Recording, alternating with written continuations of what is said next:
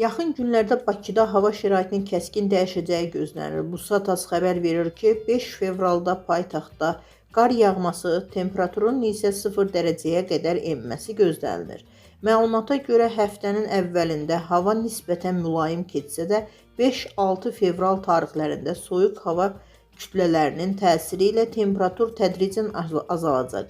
Gecə saatlarında temperatur 1 dərəcəyədək, gündüz isə 0-2 dərəcə civarında olacaq.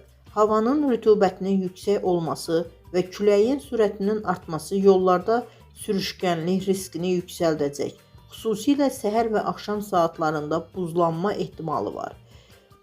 7 fevralda qarın yağışla əvəzlənəcəyi, lakin səhərin havanın davam edəcəyi bildirilir. Həftə sonuna doğru temperaturun yenidən bir qədər yüksələcəyi proqnozlaşdırılır.